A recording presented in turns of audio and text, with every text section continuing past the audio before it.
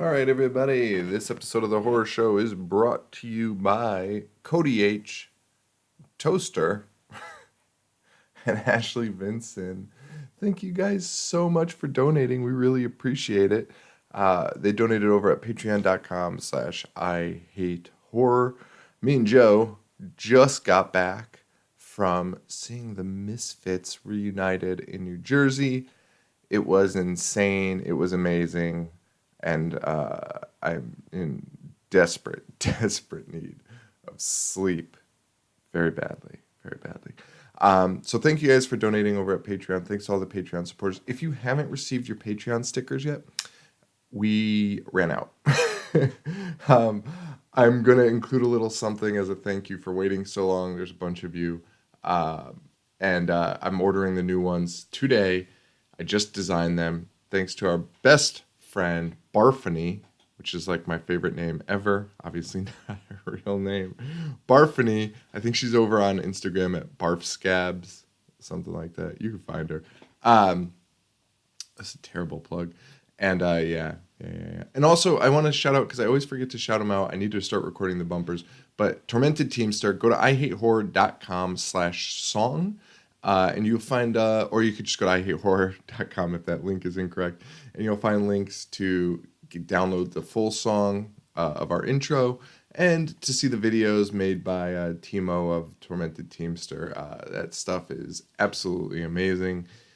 So make sure to go check his stuff out. He's a really good guy. And that's it, guys. This episode is Candyman. I think this might be, I don't know. I can't remember any episode we've ever done, so it's hard to say. But I'm pretty sure this is one of our only, me and Joe both agreed 5-star movies. 5 stars from Joe. All right, guys, that's a wrap. So, yeah, enjoy. I'm waiting for this to hit the intro. Candyman.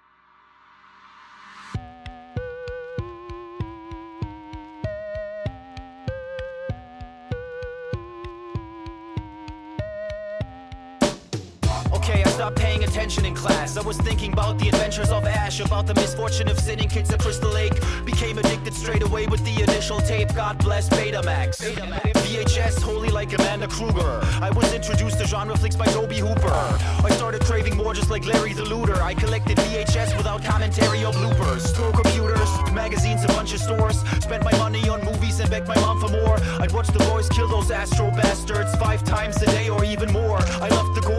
Lionel and Paquita combined their lonely hearts. I was hellbound, Cenobites tore my soul apart. I've seen them all, from Dracula to Vertigo. Listen up, welcome to the Horror Show with Sean and Joe. Hello, everybody, and welcome to the Horror Show. Show that dissects, mutilates, dismembers, and butchers all of your favorite and not so favorite horror movies and other horror-related events.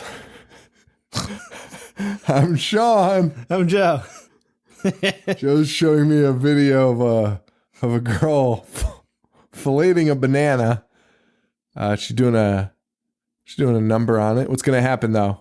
It's World Star, so something... Nothing. Her tongue's just like 9 feet long for some reason. Oh, no. Oh. Ew. Sean, there's nothing... Oh, that's disgusting. Nothing weird's going to happen. Well, the banana broke off. Well, I mean... Oh, that's so fucking gross. I'm kind of chubbed up. Joe. Come on, man. The fuck you doing? Jesus Christ. Get off fucking Instagram. We hate all the same people, so. Oh, that picture fucking. All right, come on. Candyman. This is the Horror Show. We're doing Candyman. If there's a weird jump between voices, it's because I had to just edit out a giant chunk of shit. Candyman is a movie. Tri-star polygram movie. What year was this? 92. 92. What a year. I generally don't like the 90s, but these early 90s give me some nice memories. I'm going to look up Best Horror of 1992. You know, a lot of the horror in that period had that similar vibe. Always like really like urban setting, a lot of urban setting horror movies. Tales from the Hood. They took place in the city. A lot of like Chicago's, New York City type detectives type stories. It was good. 92 was bad. 92 was bad. But I think I liked them all. Was Rumpelstiltskin 92? No, I think it was 95. Oh, Jesus. No, 92 is Stepfather 3. Great. Hellraiser 3. Alien 3. Oh, my God. Dr. Giggles. Oh, my God. Bram Stoker's Dracula. So Candyman is like cream of the crop here. Yeah. And I personally think Candyman was a near perfect film. I'd put it up against anything in other years and still say it was one of the best. I would agree. And also, Candyman has a special place in my heart. So 92, I was second grade, third grade. I can remember seeing like Candyman on like the marquees, you know? Yeah. It was also like right in our wheelhouse where like this is new. It's like Freddy was old. Yeah. Jason was old by this time. Like those are habits. Candyman was brand new while we were in elementary school, and like you could see the it start to like steamroll and take effect. Like people would talk about it, saying his name 5 times. You know, for sure. And it was definitely one where people didn't see it, but just spread the Candyman. No doubt. Like I knew about Candyman before I seen it. Yeah, people were talking about Candyman killing you, but you're like, you don't know what the fuck you're talking about. Like, you never saw it. That's crazy. Yeah, I didn't really think about that. It was a big time sleepover movie. Yep. I remember that was the first time I saw it was at a kid's sleepover. You know, it never really struck me as a good movie though when I was younger. I remember watching it at the sleepovers. The lore was intense to Candyman for sure. It captured kids' imaginations for sure. Which is interesting. I don't know. Anyway, because it's a good movie, but it's not super. I don't want to say there's not a ton going on, but it's really story driven. It's more a good story. It is most definitely more story driven. It's a good story too. But it is creepy. It was weird creepy. Yeah, it's weird that it captured my imagination as much as it did. The score in this movie is so underrated. For sure, and it's heavy. It's heavy. Yeah, it's in it. Like Candyman's theme sets the mood. Tone for sure. Also, we ended up, one of our friends, Rick, goes by the name Candyman in the fantasy league, the Candyman. Why? I don't know, because we watched this in high school and he was legitimately terrified of it, like hid under a blanket. A high school boy. It's really weird. He was also terrified of Jeepers Creepers. He's very afraid of horror movies. It's actually kind of alarming. It's not real. He was terrified of Candyman. He hid. He went under a blanket and hid. And I remember... This is honestly pissing me off. But I also remember... I think that's why I kind of didn't care for Candyman for a while. Like, up until watching this, I would have probably told you, like, Candyman's not that great. But it was probably because I was already watching some fucked up shit, and then this kid's crying over Candyman, and I was like, "Fuck this movie! This movie sucks." Like that. Honestly, I'm with you. If I was watching this in a group setting, some grown ass man was hiding under a blanket, I'd be fuck you and fuck this movie. Yeah, it's not a good movie. Like, it's not that good. Like, it's not that scary. But looking at it through our perspective, it's a fucking great movie. It's great. Yeah, fucking phenomenal. Like, blew me away, kind of. I'm glad to hear that. Yeah. I would have been very upset. You were very sad. Yeah, Joe texted me during it. It was like, if you hate Candyman, I'll be devastated. It was crazy. It was really good. And I didn't want to talk about it actually until we did this because it was just really fucking good. The story's really good. There's some funny shit in it. There's some silly shit to make fun of though. As there is with every horror movie. Sure. Almost every horror movie. I'm going to do the Dave Letterman pen. Is that what he did? Or is that Jay Leno? I've never watched either. Maybe it might be Fallon, who I fucking hate, so I'm going to stop doing it. Could be Carson. Daly? Johnny. Oh. Whole Carson Daly. All right, so you get the TriStar logo. Get the polygram logo and all. Why are you so big on bringing that up? This is the second time you brought it blew my mind. It blew my mind. Why? Like, because dude, it was like a time travel. It teleported me to the 90s. Okay. Like, those fucking companies can't exist anymore. And as much as I love 80s flicks, this 90s period, this early 90s period, definitely, I appreciate the aesthetic of it. It's just different. We get this monologue by old Candyman. He says, "They will say I've shed innocent blood. What's blood for, if not for shedding? With my hook for a hand, I will split you from your groin to your gullet." Some serious shit. Yeah. Kick off the fucking movie that way. And we see a lot of bees, cityscape. Chicago. Chi-town. Probably should have done this in Chicago. I'm a little upset that I didn't go to the Caprini Green projects, which they tore down, but it could have gone to the area. So it was real. Caprini Green? Yeah. Oh, that's notoriously Oh, bad. really? Yeah. Oh, so that's cool that's built into it. Dude, I don't have like the story 100% correct, but I do know that it was like super notorious for being very like one of the most dangerous housing projects in America. And they built some kind of wall to like prevent gang violence from like other gangs coming in. But what happened was the people from the outside couldn't see inside. So when the cops would patrol, they would just get shot at and have no clue where it was coming from. Oh my God. That's fucking insane. Yeah. That's fucking crazy. And actually this premise of Candyman actually did come from a Chicago crime of a guy crawling through the mirror. Yes. And stabbing the woman. Yes. Which is fucking insane. Terrifying. Fucking insane. What a fucking nightmare. Truly. A fucking nightmare. Like, I mean, there's a lot of fucking how can you feel safe? Anywhere. Just knowing that some guy can crawl through your mirror. There might be a tunnel. Your medicine cabinet pops out and a guy's just like, I'm here to kill you. Most terrifying thing I've ever heard.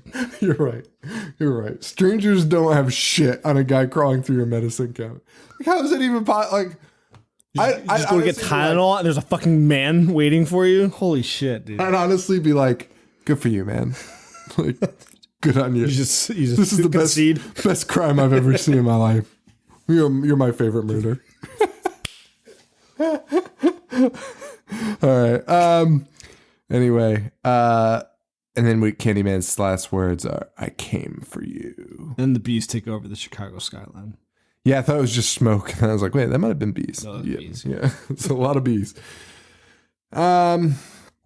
We kick off with Ted Raimi.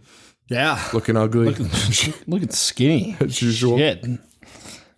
He's not a handsome man though. Hit the gym. He does need to hit the gym. He never has though, or will. And she's telling us about the Candyman. She's telling us the story about, we don't know who, some gal. It's just an urban legend. Yeah, she's telling us a story of the Candyman. If you look in the mirror, you say Candyman 5 times, he appears behind you. Mm-hmm. In this story, Raimi does it 4 times. This girl's narrating the story, and we're kind of getting it played out. It's like a flashback. Yeah.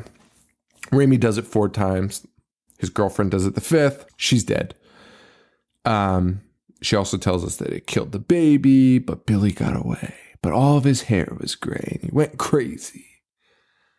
You hear somebody say, who told you that? My roommate's boyfriend knows him. So obviously the old urban legend thing. And we meet our leading lady, Helen Lyle. Played by the great Virginia Madsen. Yep. Total babe, in my opinion. I'm with it. I mean, yeah. She's what I call a subtle babe, which is my favorite. Why subtle? Because they get picked over. They get, the girls with the big breasts get picked first. Sean, her breasts are huge. Are you kidding me? She's not like the Playboy model that they put in the movie. Like she's an actress. Okay. And they teased her breasts a lot. It led when they showed them, I was like, I felt grateful. I really did, because I'm feeling great. Nudity in a horror film. I mean, have we seen nudity in a horror film in a while?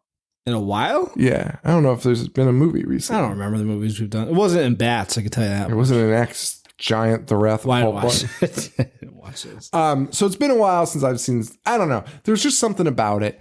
And they teased it. They go hand in hand. They teased it. They do. And they teased it so much in this. And I was like, man, I wouldn't mind seeing those boobs. And I didn't think I was going to get them because they teased them so much. I was like, oh, okay, this is just going to be one of those movies where they just always cover them up. No, you got them. Yeah, you got him. It was great. Yeah. Fantastic. But Michael Madsen was real pissed. He once stated he'd never watch one of her movies in case a boob comes out. Really? Yeah.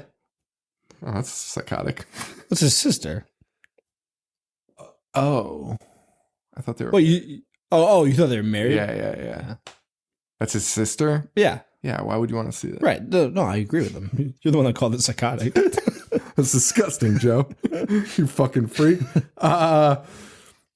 Anyway, and we learn Helen is interviewing this girl who's telling the story, clearly doing some research on urban legends or the Candyman. Yes. Her friend Bernadette is doing the same. She'll be in this story, Bernadette. They're doing it together. They're doing this research together on the Candyman. Mm-hmm. They also they work at the university, I think, or they're students. I don't know what the fuck they are because later they get lectured by a professor. So they go into this University of Chicago or whatever school it was. I don't know what it was. I just made that up. And another teacher. She's a grad student. She's a grad student, yeah. Another teacher is teaching urban legends. Second college we've dealt with that thinks that this is an appropriate course for college students. And it's Helen's husband, Trevor. They have a strained relationship. And Trevor's clearly fucking one of his students. Nothing's ever been more obvious. I mean, she knows. From the jump. Yeah. She's like, what up with that girl? But Trevor's like, nah, don't fucking worry about it. And then then he corrects papers till like 4 a.m. Out of like every job to like blame staying late, that's not one. Literally go home and do it. I was a teacher. Like that is nobody would ever stay until 4 a.m. at the building. Just correct paper. And how many teachers have you had that none of them ever got the papers graded on time? No. Like they'd be like, yeah, I'll have them to you tomorrow. You can get that shit for like another 3 weeks. Nobody grades papers at fucking 4 a.m. Plus, how many papers would you have to grade? Yeah. Oh my God. So that's Trevor. While they're working, they run into a cleaning woman at the school who seems to know a lot about the Candyman. Through this investigative work, Helen realizes that her apartment, was part of the original projects, but converted. She removes the mirror in her apartment. I don't know how she figured this all out. She kind of figures this out pretty quickly. It's like really fast and furious, and I don't know how she does it. But she removes her own mirror and the medicine cabinet and pushes out the other one next door. And she's like, yeah. But I still don't know what she was trying to prove. Like she was like, I think she was trying to prove maybe the whole mirror murder. Okay. That happened. Well, I think she's trying to prove like the root cause of the urban legend of Candyman. And she's saying, so it happened at that project. So the cleaning woman said it happened at that project. Yeah. But that project also happened to be her house. It's convenient for sure. Very convenient, and she figures that out. I also think she's like, I don't think she thinks Candyman's real. She's trying to find out like why this would happen. For sure. Which is another element about the story that was interesting. It seems like Candyman fed off of people knowing the urban legend. No, he did. He says that. Yeah. They have to know but they didn't really, like, it wasn't I don't know. How many Candyman movies are there? 3. Flesh of the Flesh. Never seen the other one. I don't know. Yeah. So anyway, Helen looks in the mirror. Bernadette's there. Bernadette's like, don't do this shit. Looks in the mirror, does it 5 times, like an asshole. You're asking for it. Would you do that right now? You personally. You know what, man? When she was doing it, it reminded me of like Bloody Mary. It reminded me, of when I was a kid, and I'd be like, I don't give a shit. But when you get in front of that mirror in the dark, I'm not doing it. You're not doing it. I don't give a shit what anyone says. I'm not doing it right now either. They're just stupid. Yeah, why risk it? Why? On the off chance there's a man behind your fucking mirror. A man with a hook behind you from like the 1800s or whenever it was. I still don't know what. Or just some guy crawling through your medicine cabinet. or that. I mean, it's possible. It's happened.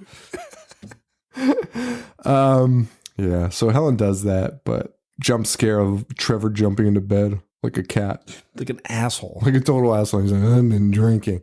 The last thing I'm going to do when I'm drinking is crawl around the house like a cat and then leap into the bed. I just barf all over. As soon as I impact it on the bed, I just throw up all over. So Helen and Bernadette, they decide they're going to go to the projects. Bernadette. She's strapped. Who's strapped? Bernadette. She's she? Gun. Yeah. Oh. But she also doesn't want anything to do with it. She's like, this is fucked up. No, that's why she has it. Yeah. She's like, this is stupid. Like, what are we going to prove by coming here? She kind of has a point. What are they going to prove by going there?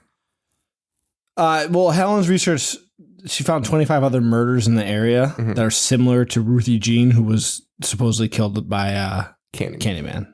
So they're just trying to investigate like the murders. The other cool thing, man, this movie is really good. One of my favorite things is just the idea of the community in Cabrini Green being 100% behind Candyman. Yeah. Not in support, but just he exists. No, he's real. He's real, and he's killing come us. to terms with it. Yeah, and they understand it. Yeah. Like, why are you guys fucking around with Candyman? I am glad you said that because I love that aspect of it. It's so like, good. They're like, what are you doing? You guys are fucking idiots. Stirring the pot here. Yeah, I loved it.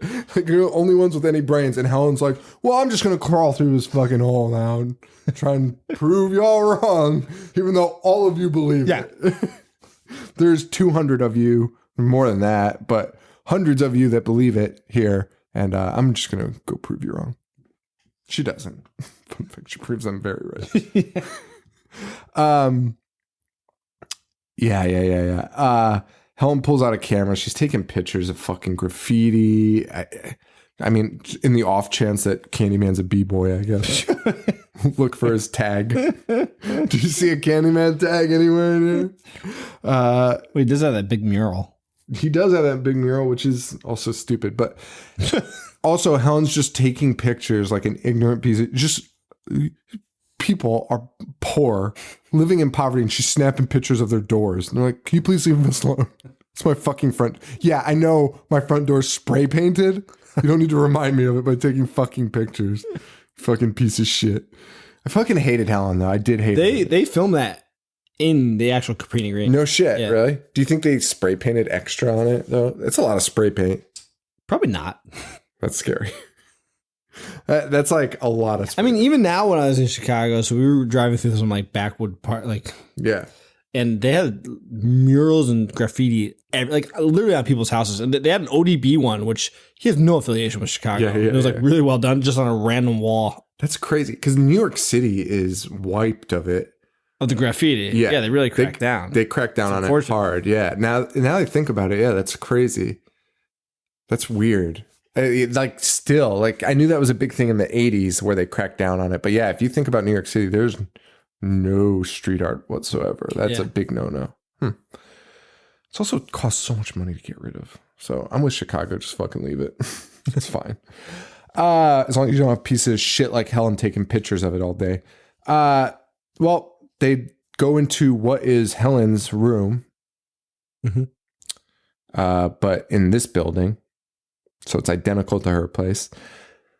They go through the same mirror. Of course, they're taking pictures of the mirror hole. Then Helen's like, I'm going through. And then Bernadette says the dumbest thing. The most sheltered thing. It's like when people say like, oh, are you doing the marijuana? Bernadette says, oh, you don't know what's on the other side of that. There could be some. What if someone's packing drugs in there? Packing drugs. Hey, taking a fart. Taking a fart. Packing the drugs. What the fuck are you talking about, Bernadette? Jesus Christ. And on the other side of the wall is a giant Candyman piece. It's his mouth, and the opening is the thing she came through, which is wild. Yeah. And she finds some razor blade candies candies filled with razor blade on the ground. Just a fucked up situation. But no Candyman. No signs of Candyman yet. They on their way out, they run into Vanessa Williams.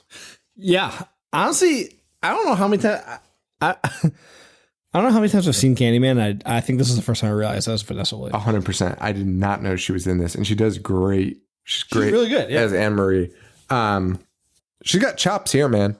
Her Anne-Marie character's good. She's great Yeah. as the mom. Yeah. Anne-Marie also has a giant dog, the biggest dog in the universe. And she doesn't trust these two highfalutin assholes for 2 seconds. She's like, get the fuck out of here. Get fucking lost. But she also thinks that, because she's been mistreated before for living in, what is it called? Caprini Green. Because she lives there, she's been treated like shit. So she just assumes these people because they're like, we're doing a study. So it's not the same. It's not the Vanessa Williams that's a singer. Oh, it's not? Wait, I'm very confused. Are we thinking of someone else? Vanessa Williams, the one that was married to Rick Fox, is not the one from Candyman. Yeah, the one that was in Eraser. All right, so that's why I didn't know it was her. Yeah. All these years. And that's why Well, who the fuck is this Vanessa Williams? somebody who made a pretty penny by pulling the wool over the eyes of the people that made Candyman. Oh, she's the one from New Jack City. Oh, dude. Whoa. So one Vanessa Williams is really good actress. And the other one sings and they put in movies. So I was right. I don't like the other Vanessa Williams that much. You don't like Rick Fox's ex-wife? Correct. I don't like the one in Eraser. You like the one in Melrose Place? Wait, no, that's this one. All right, anyway. Jesus Christ. As usual, always breaking down the facts correctly, not making assumptions. Well. So where were we? Anne-Marie's upset because Candyman's real. And these two rich assholes showed up and were like, we're here to prove Candyman's false and you're all stupid. Mm-hmm. She was like, well, go fuck yourself and get the fuck away from me because then Candyman's going to kill me. Cut to a dinner with Professor Purcell. Professor Fartface. Yeah. Professor Fartface. And it's tired, guys. It's late. Oh shit, my laptop's about to die. Helen, her husband, Bernadette, maybe Bernadette's husband, I can't remember. No. It's just the four of them. Okay. And this guy is their professor for their graduate class that they're having dinner with. He's in a ton of stuff too. Mm-hmm. He's that British guy, but in this one he has disgusting long hair that literally made me nauseated. At this dinner, Helen, the woman who wants to know everything about Candyman, learns that her professor wrote a better Candyman paper 10 years prior. And he's like, did you read it? After she's like, we're going to bury you. She's like, which is weird, super weird to say. And then he's like, did you read my paper? And she's like, well, of course not. Jesus Christ.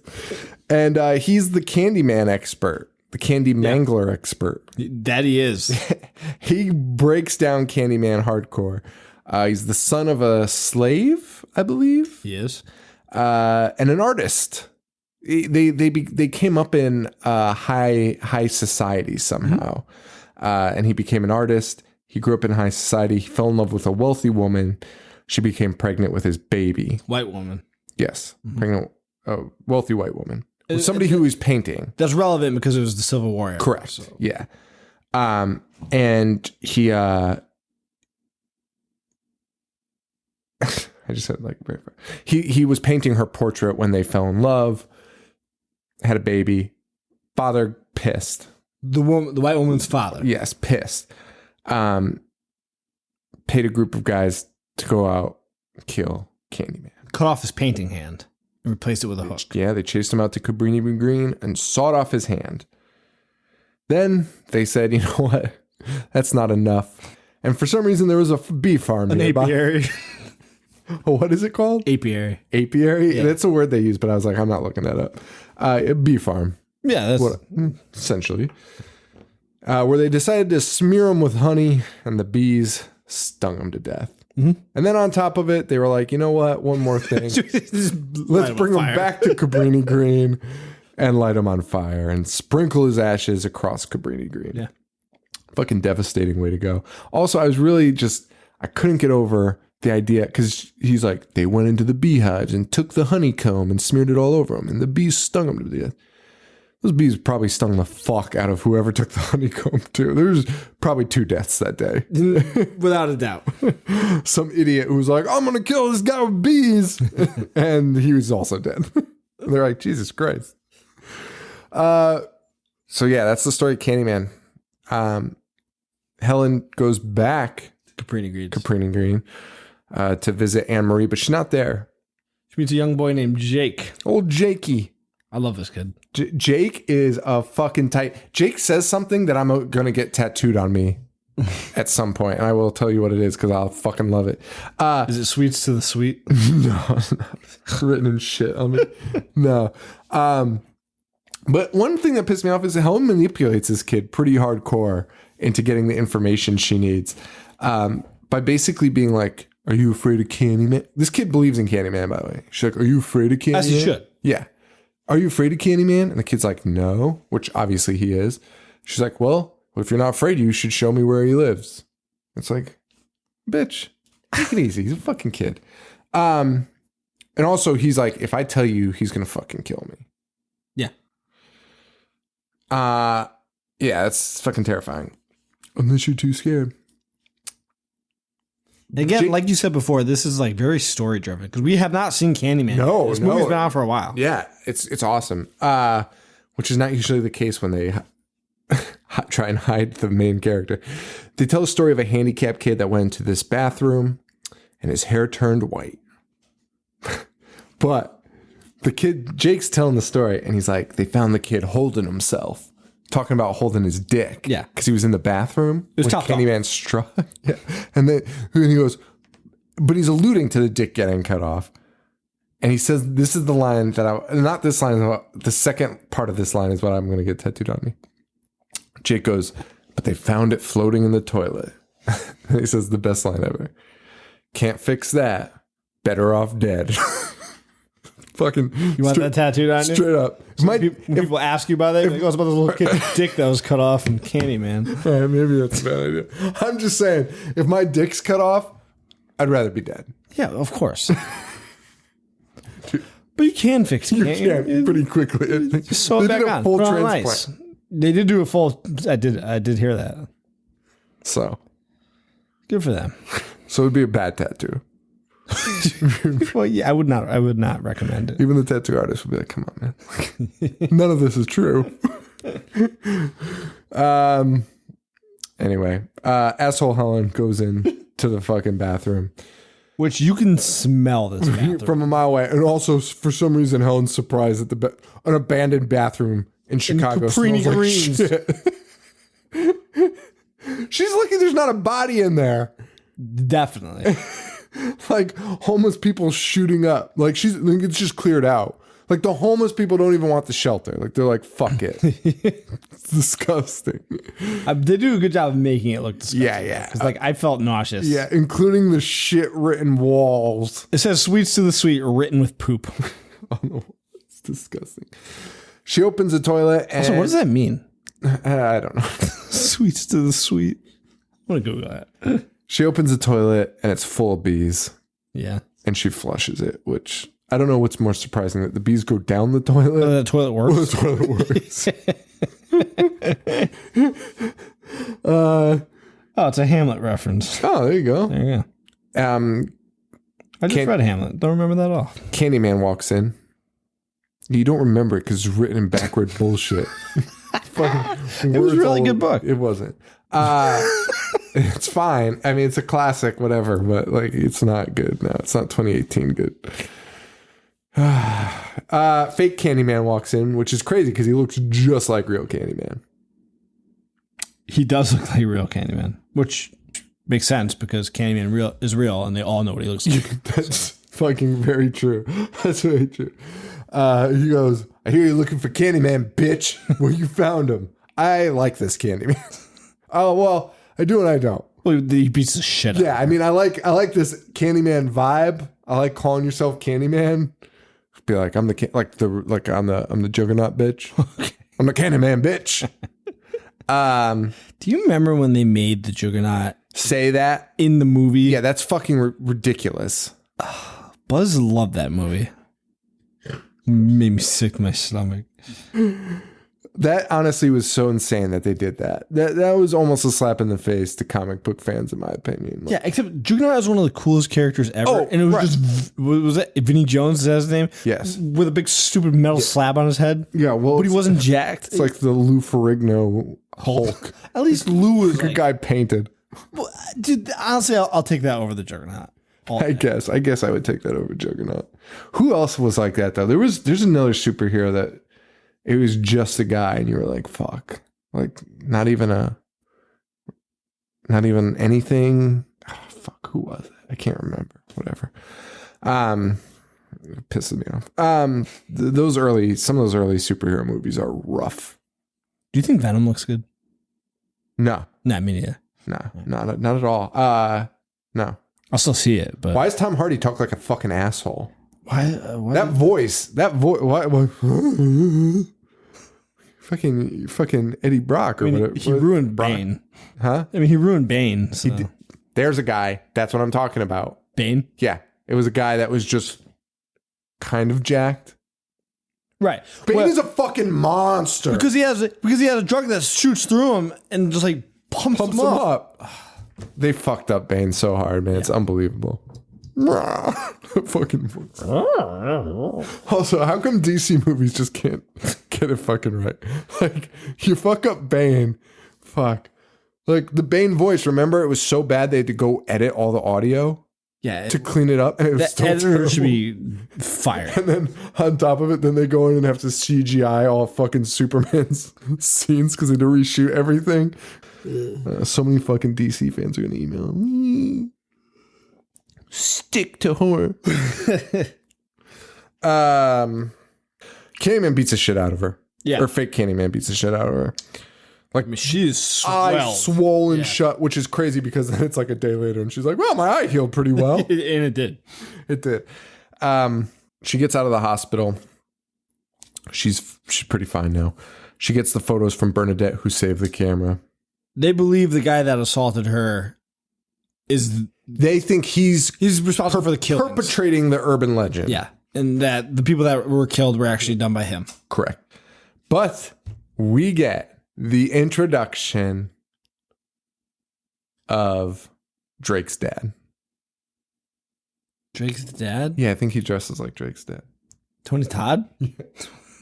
Like a fucking Sean, dude. You Drake's put dad that is outfit. the biggest fucking asshole. That fucking album cover. What's his name? Audrey Green? Aubrey Green? Is that him? No, Dennis Graham. Dennis Graham. Yes, Dennis Graham. That fucking mustache that he has, and he's on the cover of several albums, 2 albums, or no? Oh no, just one album. No, just that one, More Life. Yeah, Is that it? yeah. I don't know. I don't know. Drake sucks. And did you listen to Drake's dad's album? Not yet. It's coming up. Why were you looking him up then? Oh, because I was looking at his brother, who was the bass player for Sly and the Family Stone. I was like, oh, Drake's dad released an album in 2006, and I saw the album cover. I was like, this guy's a fucking asshole. Big stupid mustache. And I was gonna sing a song. Please don't. Todd's plan. Todd's plan. Just sorry. Anyway, it's Todd's plan. Tony Todd is in the Drake's gonna sue the shit out of us. Todd's plan. We meet Tony Todd, Candyman. And I don't know if I want to say this. Maybe like one of the best introductions for a horror character, horror villain. The parking garage scene is one of the best scenes ever. It's dope. It's perfect because that, again, the score complements it so well. It's just like, I can't even describe it. So it's like, and he's not talking with his mouth. No, he's talking. It's like overdubbed. It's like, Yeah. And she's paralyzed with fear And like she has like that tear dripping down slowly, but she's not like sobbing. It's just like the pure, get out tear. It's pure fear. Yeah. And I agree. Probably the best introduction to a villain ever because it built up to this point, and you're like, maybe it is an urban legend. Like maybe it was this guy. No, it's him. And he's fucking here. It is perfect. And honestly, Virginia Madsen is wonderful in that scene because she sells it with just her eyes. Yeah. Like paralyzed with fear. Helen, I came for you. Telling her to be my victim. Oh, dude, it's fucking wild, dude. Yes. And his whole outfit is crazy. It's crazy. I mean, it kind of looks, I don't know how to explain it. It's obviously a period piece, like something that was worn back then, but it's got this vibe of almost like a 70s, like old school pimp type look, but it's not at all. You know what I mean? Like it's not colorful. It's brown. Right. But it's smooth. It's smooth. Yeah. It's got like, so as rough as it is, it's also got this smoothness to it. And man, it's fucking crazy. So basically, Candyman, besides terrifying the shit out of her, he's pissed that she's like discrediting him. Candyman's like, I heard you writing shit. And like saying I'm not real. Yeah, you're talking shit. And now he's like, you have to make up for this. Yeah. You have to shed innocent blood. Yeah, and I am the writing on the wall, the whisper in the classroom. Super fucking weird scene. Helen's paralyzed. And then she wakes up covered in blood in Vanessa Williams' apartment. Listening to someone screaming next to a cut off... A decapitated dog. Gore in this? Solid. Even Candyman is like bloody. Yo, that was gross as shit. It's gross. Because they're like nails popping. Like, it's a hack job. It's a shitty job. They made a terrible hook for him. And that's crazy. Walks into Anne Marie's room where a baby is, you don't know. Turns out it's missing. But you think maybe Helen might have murdered this baby. Anne Marie attacks Helen. And Helen fucking cleaves her. Yeah. Which was fucking caught me off guard there for a minute. Like, she's got a cleaver and fucking whacks Vanessa right in the Williams. shoulder. Yeah, man. This movie fucking like at this point I was like, this movie might be the best movie I've ever seen. Cops come in the nick of time, and I just like the way they did everything in this movie, man. There wasn't a lot of cliche shit because part of me was like, whoa, what are they gonna do to Anne Marie? Like, I figured they would do, like, you know what I mean? And Helen would somehow get out of this, even though she just cleaved a woman in the arm. And the cops are like, get this fucking woman out of here. And they grab Helen. And nothing happens to Anne Marie, thank God. Yeah. And it's a cool scene. No, and then she's trying to get bailed out by her husband. Yeah. But it's like 4 a.m. and he's plowing some student. Get some strange. Yeah. Some strange. She's getting cleaned up at the police station too. And the woman's like, take off your brassiere. Brassiere is the weirdest fucking word. Yeah, just say bra. But even then. It's like calling a cough drop a throat lozenger. You're just being an asshole. Pass me a lozenge. Yeah, cough drop. So much work. Stop. And then they let her out on bail, which is absurd because there's a missing child, and this woman 100% just killed the dog. Killed the dog, and there's a missing baby that they think is dead. Yeah. Okay. All right. She's also getting some visions too while she's locked up. She's seeing some weird shit, the baby with the hook and some weird shit.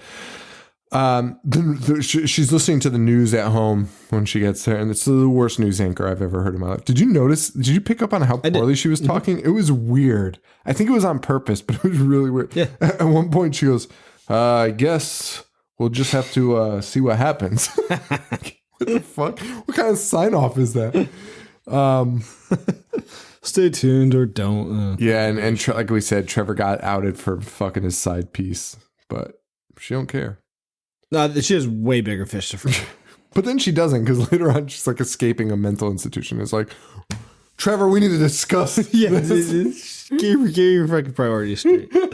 Also, Helen has now resorted to smoking Marb Reds and pounding buds. Bud heavy. I do not blame her. I don't blame her one bit. We're both we're both people who have quit tobacco. I would, as soon as Tony Todd appeared to me in the garage, I would Throw in a fat It one. would be the first place I stopped.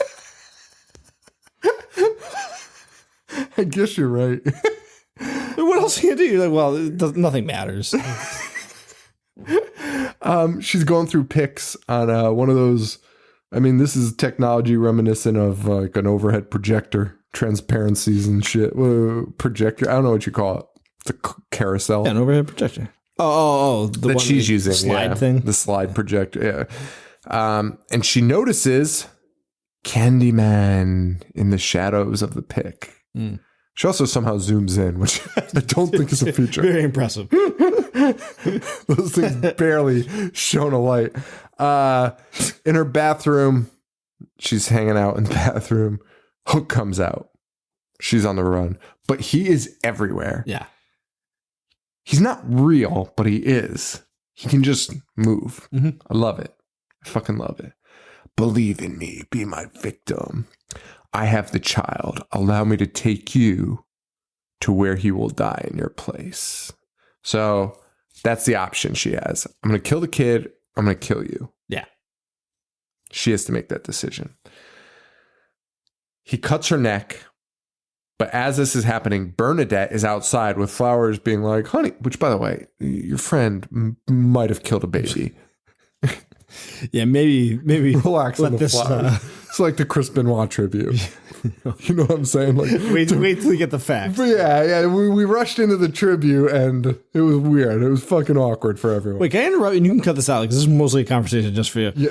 Are you aware? I wish Paul was here to bring this up. Are you aware of the Wikipedia entry? Yes. So, like, it was updated that night Yeah. before, like, the news even broke. Yeah. That it was a murder suicide. Yeah. Why? It was a kid who said he did it to a ton of stuff. That's the theory. That's what happened. The kids talked about it. That That kid was arrested and like questioned, being like, "What did you know about this?" And he was like, "From like a kid from like Tennessee." It was like, "I have no idea." It was just a ridiculous coincidence. Yeah, he said he did it to a ton of pages. You believe it? No, not at all. Obviously, Kevin Sullivan. It had to be. Are you aware of me and Buzz's theory of Kevin Sullivan? What? Well, first of all, we came up with this. I didn't know there was a conspiracy theory that Kevin Sullivan killed everyone. Yeah. That's a conspiracy theory. No, I know that. We did not know that when we came up with this. So, I mean, not that this is a good conspiracy theory, but this is fucking ridiculous. Our conspiracy theory, though, was that Kevin Sullivan... Wait, what the fuck happened? Kevin Sullivan killed...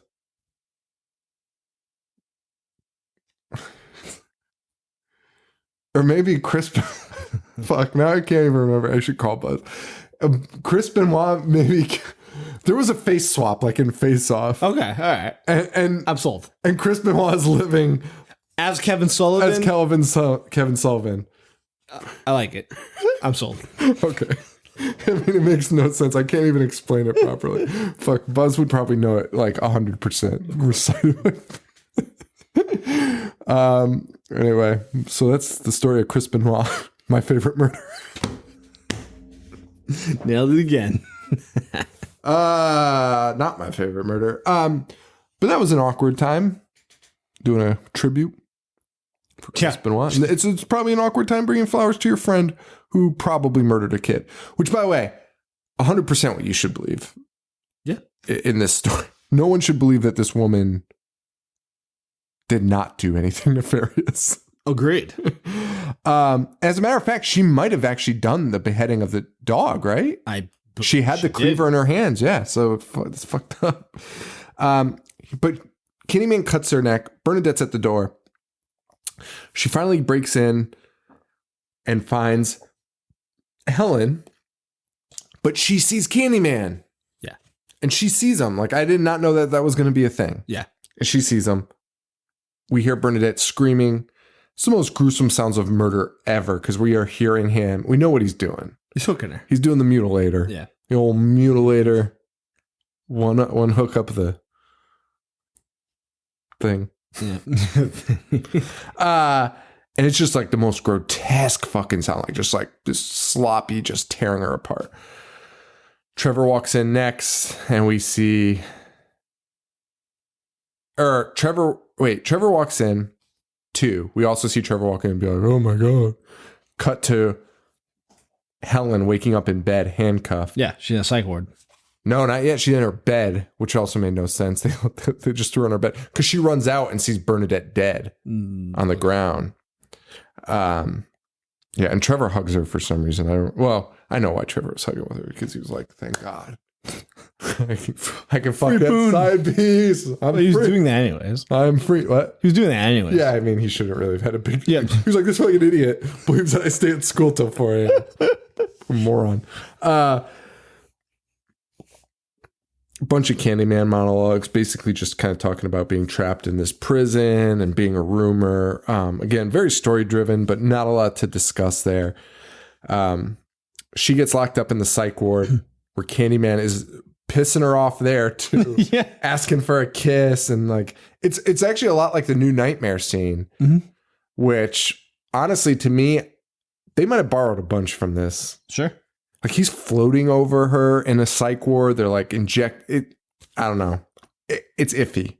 All I'm saying is Wes Craven is a thieving piece of shit. Rest in Just peace. kidding. R.I.P.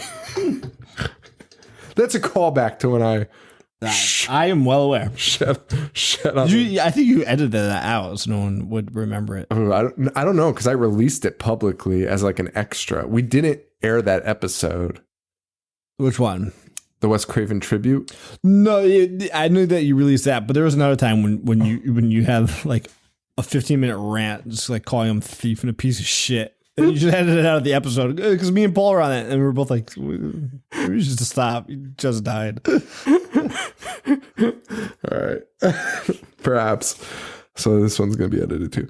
No, it's not. Nah, I don't really do that anymore. So Helen, Edit me all the time. huh? You used to edit me all the time. Well, you know, I'm just trying to be a good guy. I edited me a lot too. It wasn't just you. I just didn't tell you. I wasn't like, hey, I'm editing this thing out that I sent. I was just like, oh my God, that's horrifying. Helen's talking to a shrink who's named Delta Burke. I think it's not Delta Burke, but that's what I heard. He also reveals that she's been in care for over a month. A month. Well, that sucks. Yeah. And Helen's like, do you really think I need these? Well, Helen, everyone assumes you've murdered somebody, so a baby and your best friend, I think you do need it. Yes. And fucking Helen, man, she's like, I'll prove to you he's real. I'll call him. And she looks in the mirror and says Candyman 5 times. And guess what happens? It works. It does. It kills the fuck out of this guy. Which was surprising. I was surprised about that. Really? He showed up every time anyone said it. Yeah, except the first time she said it, where he waited forever to show up in a parking garage. That's true. Like, I thought with her, he was kind of just he was tied up at Cabrini Green. A lot of people to scare over there. And they're the only people that believe him. Right. Which is why he only hangs out over there. So, okay.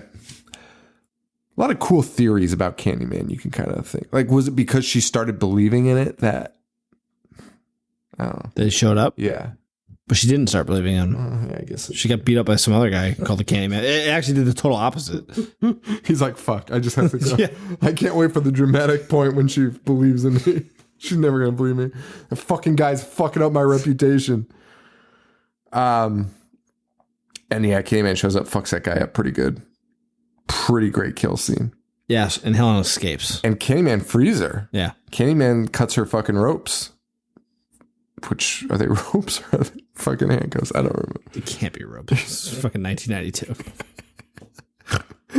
Here in a psych ward, here's some rope. Tie her hands up. Yeah, man. Candyman frees Helen. She comes out the window. She goes home to Trevor. Yeah. It was kind of just like, hey, maybe you shouldn't be here. Yeah, You're clearly escaped and a menace to society. He's also living with the student. They've remodeled the house. The house it's a month. It would take me. It's only been a month. It would take me so long to do I've that. been divorced for quite a bit of time now, and my house looks exactly the same. I haven't done anything. A month. I'm waiting for painters still. It's a fucking nightmare. And these two have torn the house to shreds, and they're painting it together. And this hoe is painting. She's painting. And and the woman's like, Trevor! Like it's the side piece. Yeah. It's like, Trevor! Because Helen's just like, you son of a bitch. And Trevor comes out and it's like, what's the matter, sweetie pie? You make another boo-boo? Don't talk to anyone don't talk to Trevor's anyone. face is so obnoxious. I hated Trevor so much. Also, my worst nightmare. This is my worst nightmare coming to fruition. Imagine, your wife, she murders people. You're going to move on. She comes home, Yeah. escaping the psych ward with your new piece there. That's your biggest nightmare. Yeah, that's probably my big. Really? I mean, maybe not those. Whatever. that I'm could making be, a lot of claims. This less episode. It's 11:47. could be lower on my worry list. But Helen's in some serious shit, and this is probably the last thing she needs to worry about. And like, she's actually like this scene. She's talking to Trevor. She's like, "You're ready to move on." It's like, come on, lady, you're going to jail forever. Yeah. So she goes to Caprini Green. Yeah, to try and figure out this ghost story instead of getting a defense team, which I mean, well, who's going to help her at this point? anybody. She definitely killed those people though. Yeah. Inside the abandoned building, Candyman is laying on a table. I don't know why. He's just taking a nap. Just lounging. But she has her own hook. She stabs him good, but it don't do jack shit. Yep. Helen, you came to me. And Candyman's crying in this scene. Did you notice that? He is. And he says, if she surrenders to him, the child will be unharmed. Yep.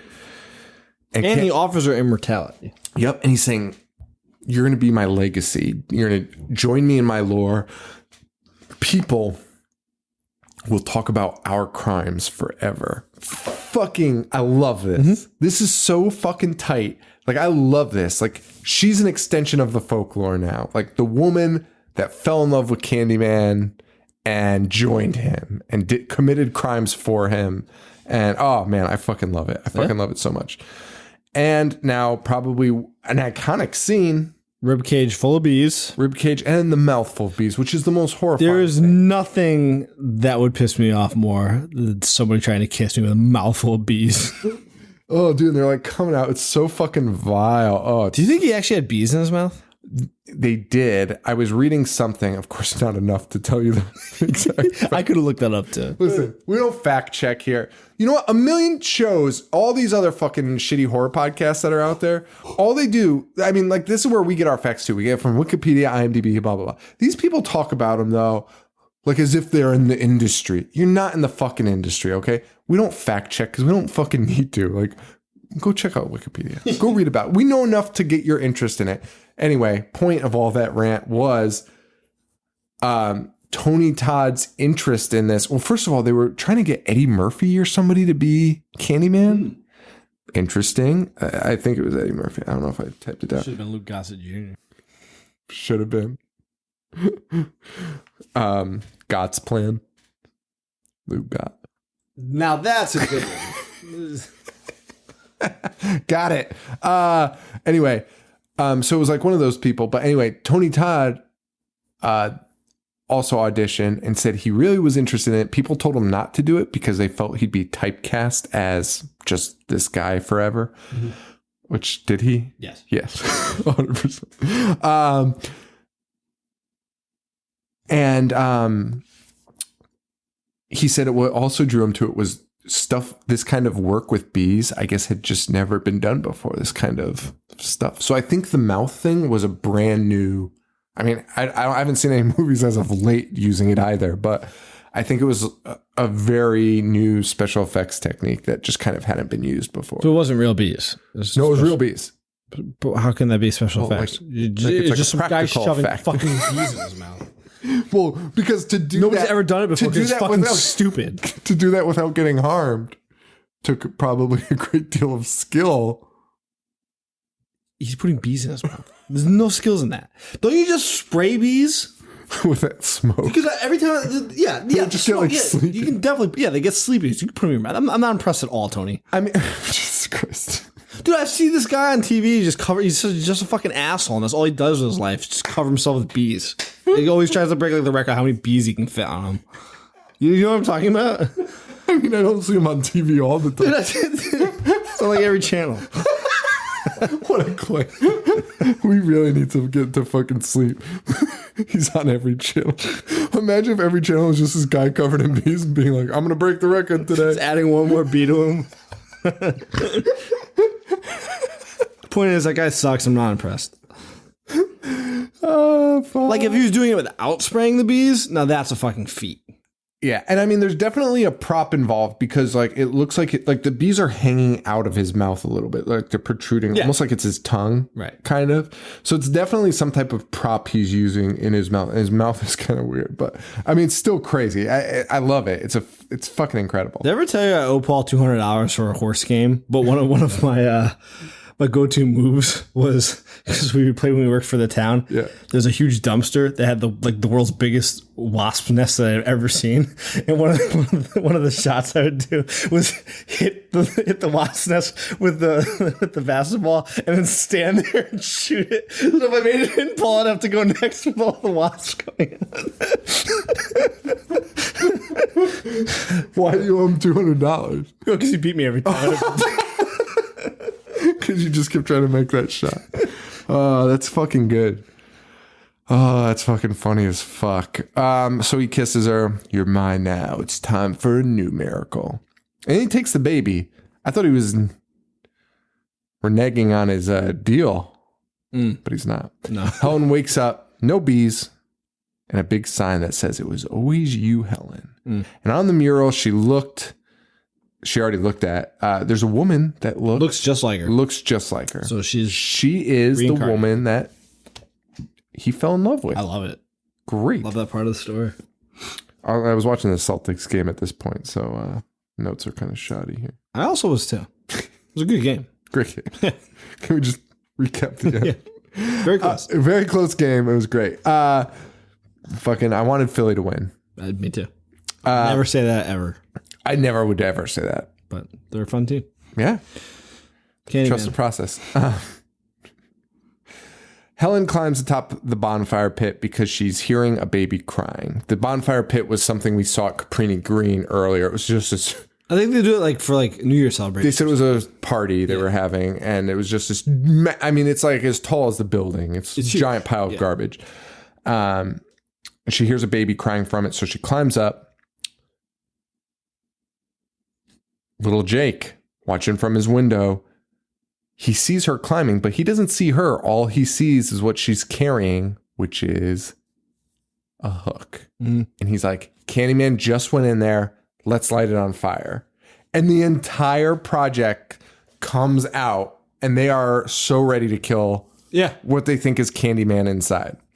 Now, also, they are having a ball out there, and you'd think she would have heard and been like, what up? Just me, idiot Helen, hanging out in here trying to get this damn baby out of here. They don't, man, and they burn that bonfire. Yeah, it's wild. Also, Candyman is legitimately. Helen's grabbing the baby, and all of a sudden, Candyman shows up and is like, "I knew you'd come." Well, yeah, you put a baby in there.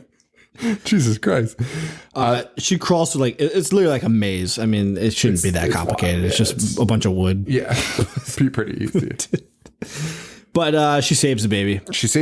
And then dies. He says, we're already dead. Like trying to convince her to stay. But she gets out. She stabs Candyman with a flaming stake. She's crawling out of the bonfire. Oh, dude. And she's catching on fire. Her fucking back's on fire from a piece of wood that fell on her. It's crazy. Again, didn't go with the trope. She doesn't get out unharmed. She doesn't die valiantly saving the baby, really. I mean, she does, but not like, here's the baby, I'm going to go into the fire. Like, she has a gruesome she's burned death. Like, she gets out, almost saves herself, and but she succumbs to dies. It. Yeah. It's brutal. The flames are going. She gets out. He screams, "Come back to me." She gets out, man. Her hair's on fire, and she is looking rough. She got no hair burned off. This movie's fucking phenomenal. Cut to Helen's funeral. No one's fucking there, of course, because she's a murderous piece of shit, even though she saved the baby. So I guess she only murdered one person. It's still enough. Are you still a murderous piece of shit if you only murder one person? I mean, Candyman did it. Yeah, but through her. Right. But I mean... Oh, wait, no. Maybe Candyman did do it to her. Wasn't her free. Candyman did do it to her. Yeah. Because Candyman was there. But Jake and Vanessa Williams pay respect. Props, man. Oh, well. But they bear the hook with her. Which is not respectful. Do not do that. Wait. That's almost as bad as The bat. The bat. Yeah. The bat necklace. No, but this scene was awesome. So no one's at the funeral. Just the husband, Trevor. Lyle. Oh, that's her last name. Her last name, yeah. It's crazy. Her fuel's totally empty, and then you see it's not just Jake and Anne Marie, it's the entire project. Yeah, they know what's happened. Because it's such a fucking great visual. No one wants to honor Helen because they think she's a murderous piece of shit, except the people in the projects who know Candyman's real. Yeah. And they're like, she's a fucking hero. Agreed. Because she saved the fucking kid, and we maybe killed Candyman in the process of her saving the kid. Candyman got trapped in the bonfire. He might be dead. That's dope. And then Jake has Candyman's hook because it's got the ugly ass screws in it. Yeah. So it's Candyman. So they found it in the rubble, verifying that he might be dead, and they throw it in the grave with her. Yeah. Which again, not great, but yeah, probably not the best way to pay homage. no. And it ends up, but it helps Helen out in the afterlife. Because it cuts to Trevor, who's devastated. Devastated. I mean, I almost feel bad for the guy. Like, I know He was fucking around, right? But like, I he get deserved to be murdered. No, doesn't deserve to be murdered, and that is sad. And also, he's realizing his side piece fucking sucks as his main squeeze. Yeah. Don't know what he got till it's gone. You don't know what Helen cooked. He's grieving. Mainly for And the he food. just goes, Helen. He says her name five times. very sadly. And she shows up and kills him. With Candyman's hook. Yeah. Fucking awesome. It is awesome. It is awesome, but bad. I mean, Trevor. I mean, all he was doing. Not punishable by death. No, definitely not. And he understood he fucked up. Yeah. And this chick's out here making the shittiest dinner he's ever seen. You don't pass that shit up, man. And then in Candyman's former dwelling. Your wife's food is phenomenal. Mine? Yeah. You're talking to me? Yeah. You wouldn't leave that? I mean, not that you would. What if the food sucked? But Then I'm fucking out of there. She knows. But it's a selling point. You don't leave that. It's fucking phenomenal. Right. When you get to our age, food's so important. It's like the only thing you look forward to. That's a fact. Because all I want to do is eat. Yeah. Anyway, we got some fucking shriveled up chicken on the fucking stove. So probably should have taken my own word of advice there, but I didn't. I'm Trevor. I'm not. I'm very happy. Anyway, so Trevor's dead. Yeah. And then Candyman's former dwelling, there's a picture of Helen with her hair on fire. Yeah. A girlfriend walks in, finds him destroyed. Trevor's fucking gutted. Good shit. A plus movie, honestly. That's Candyman. A+. Yeah. 5 stars? 4.5? Why are you shoving that up your nose? Very odd. 4.5. I might be a 5. I might be 5 too. At the very least, At some point, 4.5. you just have to be like, that's a 5-star movie. Yeah. Because it's almost I'd watch it again tonight. it's almost essential to me. It is essential. And like I was just, I would watch it again right now if somebody's like, hey, want to put on Candyman? And Sure. I think it's pretty underrated. I do too. I mean, everyone that knows about it loves it, but it's not like said in the same breath as like the big But I names. feel like it should be. I would agree with that. I'd argue that. I 100%. I mean, MC Ren sampled the theme song, which is always a bonus. really? He did. In what song? I forget the saga continues right before my Good old MC, man. All right, guys. So that's it for the horse show. Oh, we got to pick out our movies yes. for the next 2 weeks. All right, so we said we were going to do Killjoy, but we never did. We also have Jason Goes to Hell, but we're going to do the Jason soon, so maybe save that for then. We're gonna do all of them.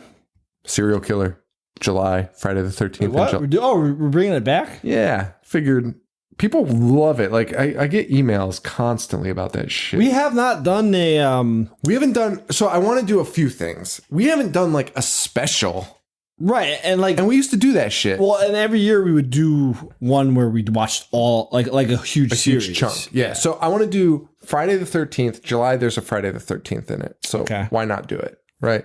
Celebrate the Friday the 13th that month. Yeah. We'll do it. It's gonna be miserable. It's gonna be miserable. Yeah, absolutely terrible. But also, somebody has requested we watch All the Wrong Turns. Who requested that? I don't know. Probably some. You know damn well who did. No, I really don't. I really wanted to watch them. I think they're going to be terrible. Is Elijah Dushku in all of them? Is she in any of them? I don't know. But that might be a good one for like you, me, and Paul to do. I think you and me and Paul should do like the creature feature round table. We need a round table. That's not the threes, because that was the worst idea we've ever had in our life. Well, it didn't help that we recorded in your basement that was 120 degrees. Did we record them all there? That was like the No, that was part 3. Yeah. It was fitting. It was fitting, and it was miserable. Anyway, we'll come up with something with all of us. Let's do so we've got some options here. Alone in the Dark. Yes, I want to do Alone in the Dark. The one from 1980? Yeah. Yeah, I want to do that. Or the UE Bowl one. Alone in the Dark. All right. Was it 1980 or the 1980? 2005? No, it's not. No one has selected U-Bulbs. Should we do Alone in the Dark and Alone in the Dark? Death Spa. Shock Treatment. Say no more. That's it. Death Spa. Okay. Which is interesting because both these people chose Alone in the Dark too. It's interesting. They're lucky week. Their lucky week. All right. Death Spa from Steven Taylor and Alone in the Dark from Brian Your City. Oh, yeah. Homie. Yeah. From Virginia, maybe? Long time home. A whole long time. He's not on Instagram though. No. So I don't think so. He's on Facebook. He's on Vero. He's on Vero? Mm-hmm. Oh yeah. I did know that. And I should probably shout out whoever picked Candyman, because that was a dope pick. Candyman, Wayne Miller. Thank you for that. And let's see who we should punch in the face for recommending Bats. Several people. Soul Reaper Teddy. Okay. AKA Blake. But I don't think I had his full name, so I don't know. I think he had emailed us and like Blake was in the subject line. So all right. So Soul Reaper Teddy, aka Blake, and Wayne. Okay. Joe doesn't like you guys. Wayne Miller. All right, guys. So that's it. Next week we are doing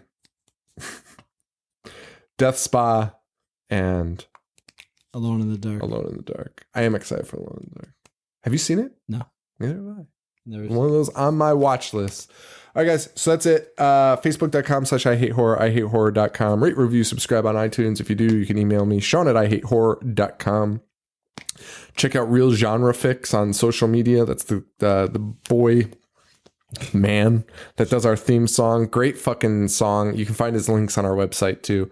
And that's it. I'm on Instagram and Snapchat at IHateHorror. You're on Instagram and Snapchat. Oh, yeah. I'm Boognish 1985 and Horror Show Joe. That's it, guys. So that's it. We got to go to bed. It's fucking midnight. I'm hurting. For Joe, this is Sean. Stay weird. Thank you. Adios. Dissect movies all fucking day. Wanna play? I'm gonna watch what I'm not supposed to watch. Dismember. motherfucking zombie getting sliced and diced. A monster. Mutilate. And butcher. That's it, guys.